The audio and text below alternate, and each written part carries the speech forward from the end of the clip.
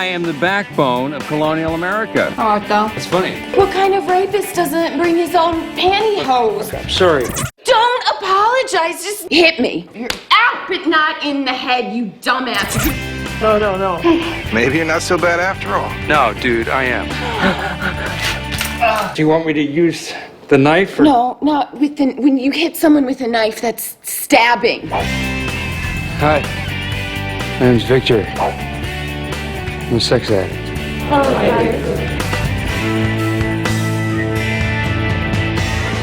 Victor's kind of an amalgam of all the great anti-heroes. Victor is very much a loner, experimenting, sexually out there in the big unknown. Where are you coming from? Thanksgiving with my mom. Victor reinvented himself according to how he perceived other people wanting him to be. For sex addict women, he was a hard dick. He was just a 24-hour erection. Here it comes. Perfect. And for his mom, he was whoever she wanted him to be. Who am I today? Some guy named Fred. Sounds like another one of the lawyers. He was. Ida is basically deluded about most things. Sempre due meloni. And she successfully convinced him that her delusions are real, and so he's gone along with this all his life. And I think what I went through to give that boy some vision, to open his eyes, and you know how he repays me? You know what he did? He had me committed. Isn't Victor supporting you?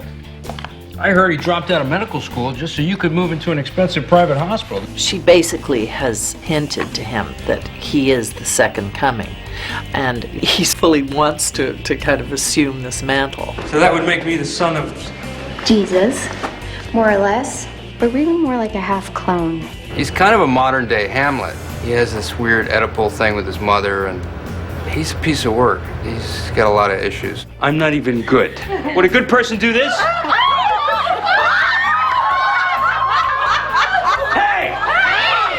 He's looking for the kind of love that his mother bestowed on him, but of course that was a sick, fake love that was lied about. Victor, what are you doing? Victor, from an early age, has discovered that people who might save you from choking in a restaurant would later feel very parental towards you, perhaps fund your education, take you shopping, form a close personal bond with you by reason of saving you. It's like the old Chinese custom. They feel responsible. They'll write, they'll send birthday cards, even cash. So he becomes rather adept at choking in restaurants. So who's it gonna be tonight? He creates heroes out of these people by being humiliated and vulnerable by choking. He puts adventure back into their lives. He provides them with a service. You and me, we're about to be friends for life. Who knows, this might be the greatest day of their lives. He gets something out of it because at the very end of it, they cradle him and he has this intense need to be held. You see this? This is my favorite part.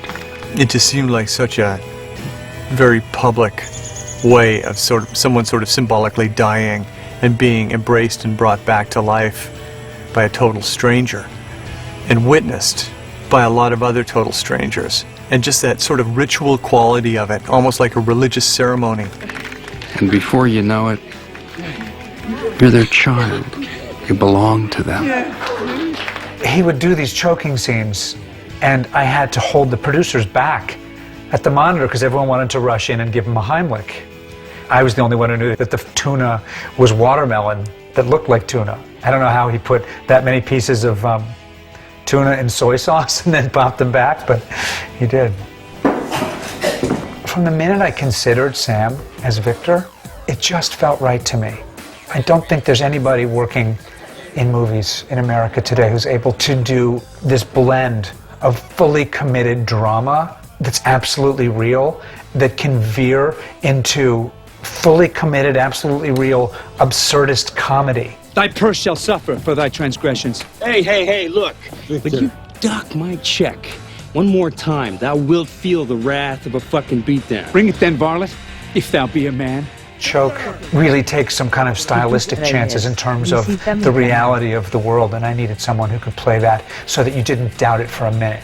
Afternoon, your loftiness. Sup, Lord? Spare me your dissembling and relinquish the Forbidden Gazette. Okay, you're doing an accent thing now, aren't you? He is, right? Yeah, I thought we were supposed to be Americans. A lot of times when we were doing scenes, he'd say, "What about this line?" And I didn't think anyone knew the book as well as I did, because I'd studied it. But Sam would remind me of great lines from the book. You know something? You two are this close to getting banished. You hear me? This close. What sayest thou? Give me the goddamn newspaper. What's a newspaper? Yeah, Charlie, I don't think they get invented for like another 80 years. We would improv stuff from the book before and after scenes because we kind of knew what was missing from the script, and so that would really help us fill in the character. Wow, she was really. Hey, what the fuck? Dude, that's my mom. I'm sorry, dude. She was hot. No. I, as Danny, am the heart of the movie. It's my growth that hopefully inspires Victor. You start your fourth step yet? That's the, That's the searching fearless inventory of everything you did and what's done to you in your sordid sex addict history. If you need some help, I'd be happy to remind you of heinous shit you did. Thanks, I'm good. I wanted Danny to be big.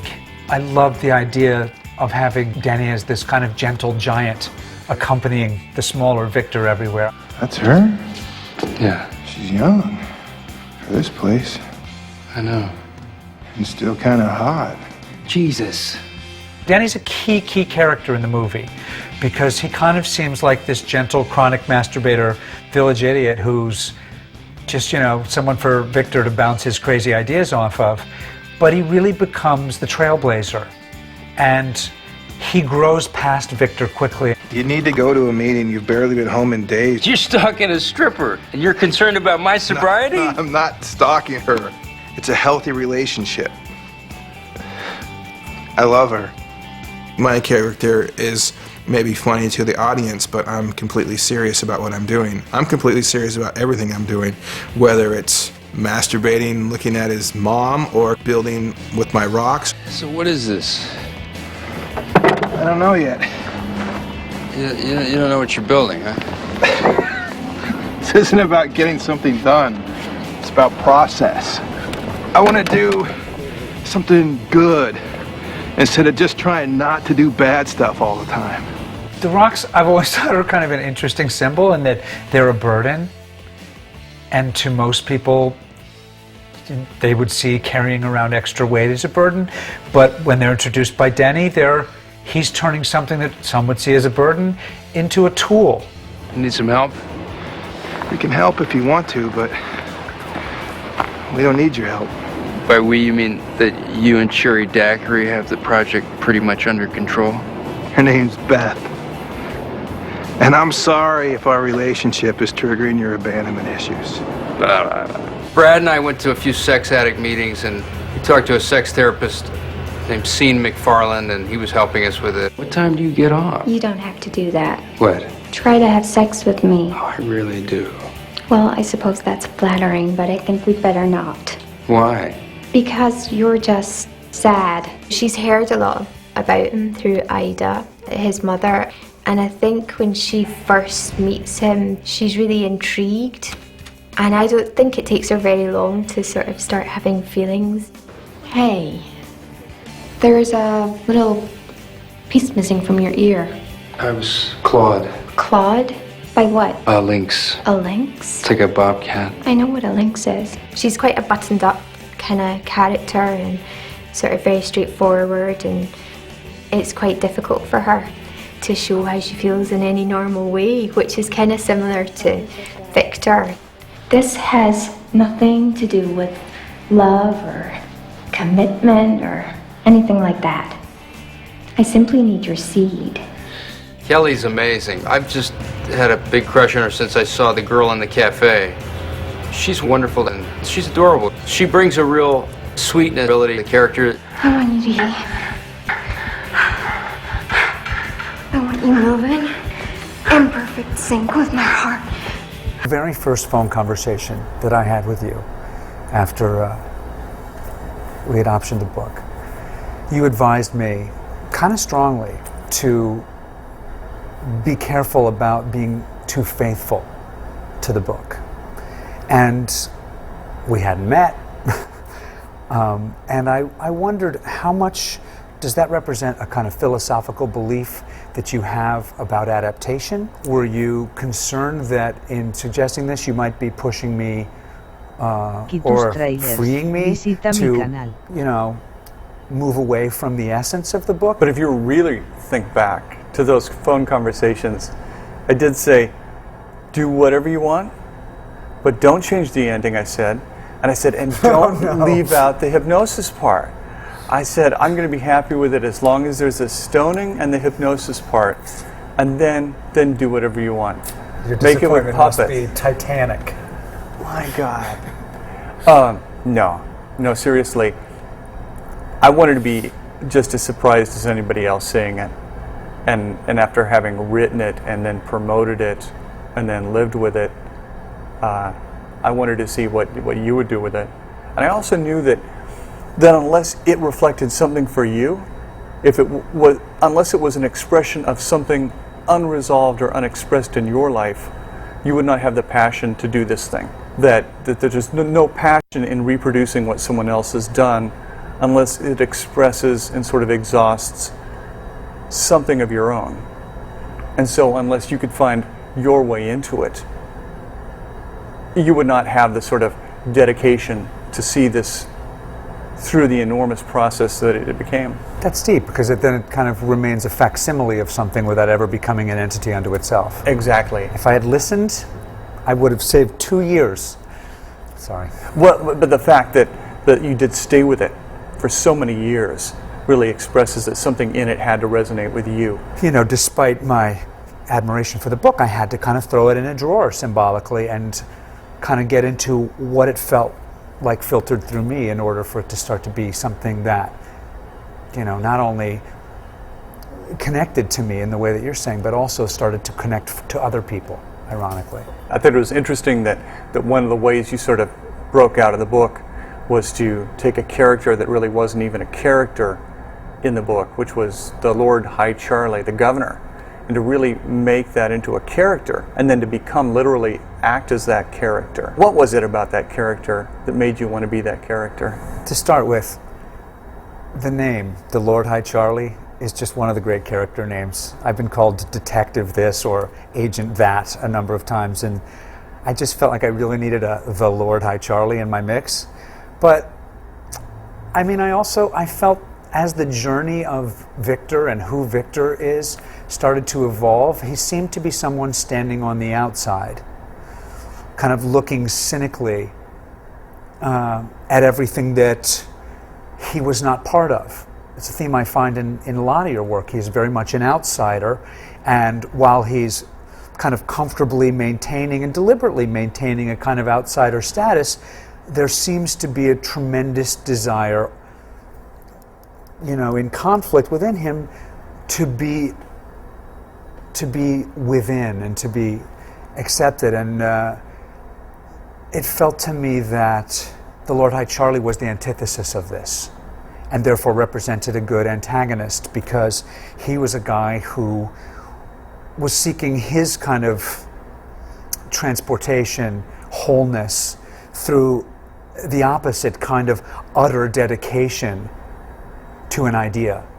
You know, the absolute commitment to the idea of this artificial Puritan village.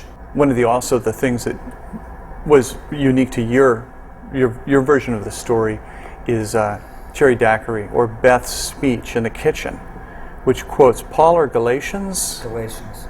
And is that from your preacher upbringing? That was really one of the most moving moments, I thought. You know, my dad's a brilliant guy, and he's actually not what one would summon. He's certainly not John Lithgow from Footloose. He's a brilliant scholar and a historian of early Christian history, and you know, for a lot of those reasons, I was drawn to it. The kind of messianic ideas, I think, were also very powerful to me. And at a certain point, I felt that, again, I didn't want her I didn't want any of the women in the movie to just be kind of receptacle objects. I didn't want them to just be victims. They either receive sperm or pudding or whatever you want to stick in them at that moment. Yeah, absolutely. I felt in those scenes in the strip club where she's kind of telling everyone Sherry Daiquiri's not her real name, that it's a guise, you know, it's a persona that she adopts to survive the day, you know, surrounded by kind of animals who she chooses to control. And so at a certain point I definitely went to my dad and I said, listen, I think this person is on to some wisdom that this guy doesn't have. I think that's why she was wise enough to connect to the innocence and wonderful stuff that Denny has. And I said, I'm after this idea. And I was lucky to have him to call. Where do you find this idea that people are transformed not by being loved, but by the act of loving? And my dad kind of said, okay, give me 24 hours. Let me just go back. And, you know, and he said, I find this most present in kind of Paul's stuff in Galatians. So you cherry-picked the Bible is what you're saying. I cherry-picked the Bible. Are you kidding me? I cherry-picked the Stanford Divinity School faculty. So much of the humor kind of relies on denying the drama of horrific things. I mean, there's a lot of jokes in there about rape and about dementia and about some really dark things. How do you feel about that? I guess that's what drew me to it. I find there to be something tremendously cathartic, selfishly for the artist. I'm very curious if you feel this way as well, about, you know, taking on in an unflinching way, which I feel you did in the book, really difficult topics and really painful ideas and moments. This kind of very painful series of flashbacks that the young Victor has with a mother who simply can't respond to his needs and is trying to do the best she can to mother him in a way that's increasingly harmful and dangerous. I found really, really painful. And the sexual dysfunction and the emotional hopelessness, if you kind of describe what goes on for the people, it makes you want to put a bullet in your head. And yet, when you read it, it's screamingly funny. And I think there's a reason why it's funny, that there's something very cathartic about going into those places and finding the humor in it, that you're able to look at these things in a way that doesn't make you give up hope, but which allows you to absorb something in a way that perhaps is digestible and meaningful. In a way, I thought that was, as what made the movie really valid, was in a way, everyone's life is unreal to everyone else's life.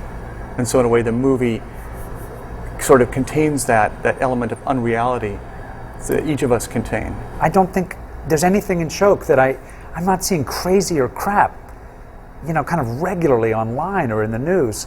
So, and on that level it feels real, but also I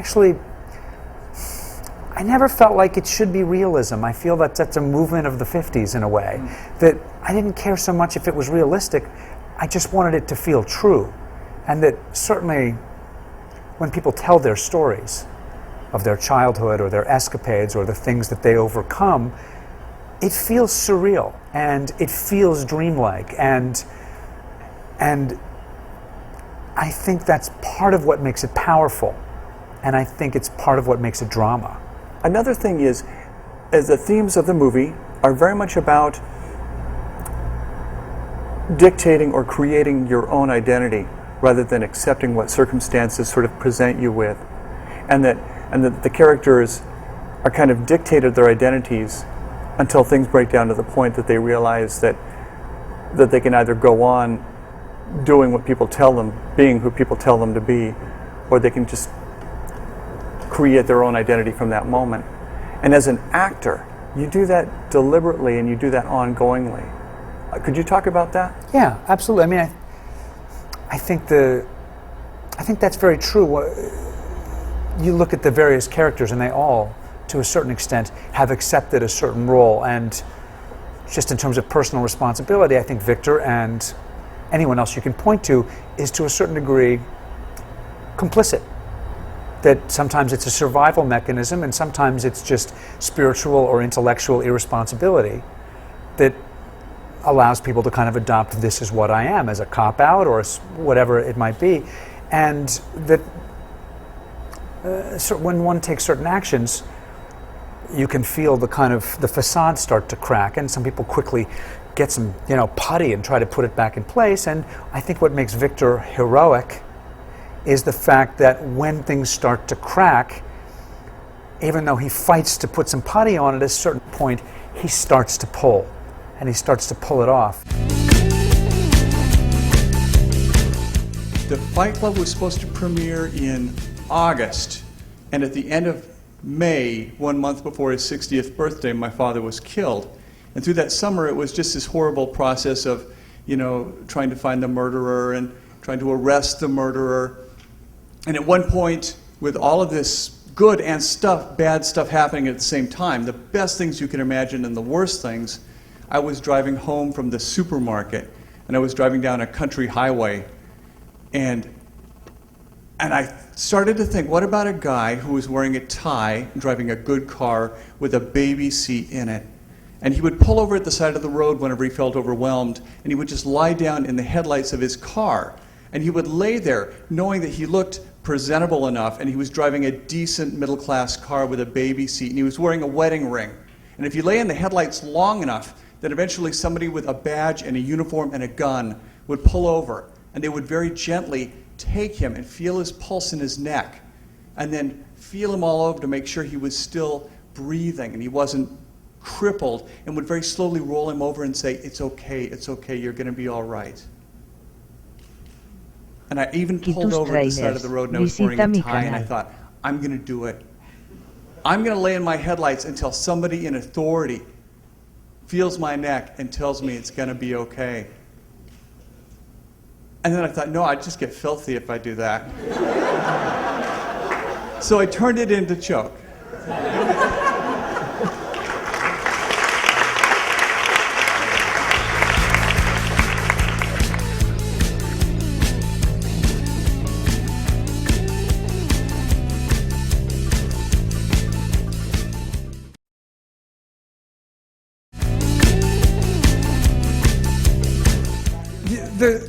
The question was that a lot of the film felt dreamlike, and was that constructed? There's a line in the book that I didn't, like many great lines, didn't find a way to use, which is, at a certain point he's talking about one of these episodes, and he says, I think it happened that way, it might not have happened that way at all. So, to a certain extent, I felt like everything we were watching is from his perspective. And the hospital walls were all painted to be a little bit different than life, to kind of create a vibrant universe in which this was all happening that is not exactly realistic, but it's his memory of how things went down. And I feel like that's, to me, I feel like that's in the book. Well, and on top of that, I would argue even more so that movies and art have become a little too literal, and they really don't leave enough room for people to sort of get in there and realize that this is sort of a game, and that, in the whole sort of Ida Mancini way, we get to make it up. We don't have to just report like little journalists. We get to make it up ongoingly. And so I really love the fact that it has that sort of soft dream quality. I wish more of life had more of that soft dream quality. I mean, it was a big concern, speaking of adaptation. I mean, all along I thought, okay, come on, we're like, I don't know what, 20 minutes into the movie, and the doctor says, I need you to have sex with me in the chapel in order to save your mom's brain. I thought, unless we create a world where we're just going with it, that might be a red flag about her. I mean, my doctor's never done that. And I've gone through a lot of doctors trying to see if it could happen.